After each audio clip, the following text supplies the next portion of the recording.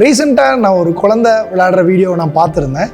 அந்த வீடியோ என்னன்னு நம்ம பார்க்கலாம். இப்போ நான் ஒரு ரீசெண்டாக ஒரு கிரிக்கெட் மேட்ச்சுக்கு போயிருந்தேன். அங்கே பார்த்தீங்கன்னா ஒரு 10 பேர் இருந்துச்சு. ஒரு ஆள் 10 சொல்லிட்டு ஒரு அண்ணன் ஒரு பாப்பாவை கூப்பிட்டு வந்துருந்தார். அவங்க பாப்பாவை அதுக்கும் பேடப் பண்ணிவிட்டு இறக்கி விட்டார் பேட்டிங்க்கு.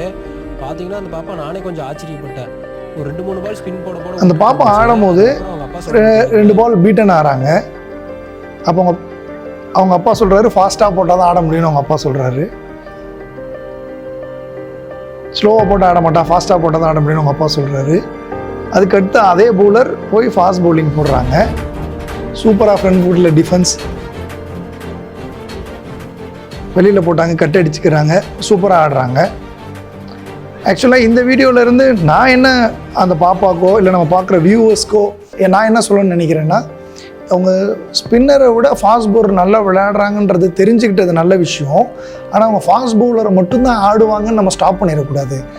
ஏன் ஸ்டாப் ஆகுதுன்னா, ஒரு ஃபாஸ்ட் பவுலர் ஆடுறதோட இனிஷியல் மூமெண்ட்டு, அதுக்கப்புறம் நம்ம பாலை ஜட்ஜ் பண்ணி ஆடுறதோட பேட்டர்ன் வேறு, ஸ்பின் பவுலரோட இனிஷியல் மூமெண்ட் எப்போ பண்ணணுன்ற டைம் வேறு, அதை நம்ம பாலை ஜட்ஜ் பண்ணி ஆடுற மெத்தட் வேலை. அதை நம்ம இப்போ கிளியராக பார்த்துடலாம்.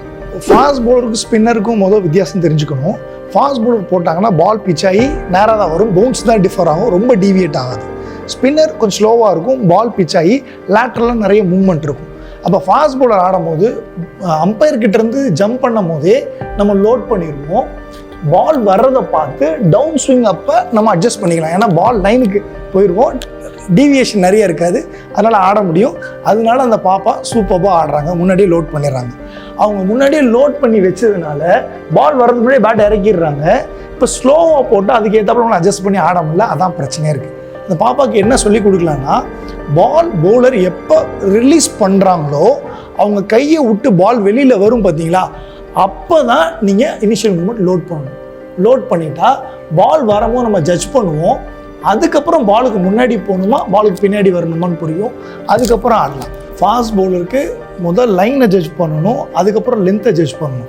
லைன்னா என்ன ஸ்டெம்ப், ஆஃப் ஸ்டெம்பா, அவுட் சைட் ஆஃப் ஸ்டெம்பா, லெக் ஸ்டெம்பா, அதில் எங்கே விழுகிறதுன்றது முதல் ஜட்ஜ் பண்ணணும். அதுக்கப்புறம் லென்த்து க்ளோஸாக இருக்கா, லென்த்தில் இருக்கா, ஷார்ட்டாக இருக்கா, அதை ஜட்ஜ் பண்ணணும்.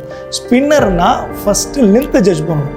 நீங்கள் இனிஷியல் மூமெண்ட் பண்ண உடனே எப்போ பால் பிச் ஆகுது, பால் க்ளோஸாக இருந்ததுன்னா பால் கிட்ட போகணும், பால் ஷார்ட்டாக இருந்தால் கால் பின்னாடி போகணும். அதுக்கப்புறம் நம்ம ஆட பார்க்கணும். இதை புரிஞ்சுக்கிட்டாங்கன்னா அந்த பாப்பா ஸ்பின்னரையும் நல்லா விளையாடலாம்.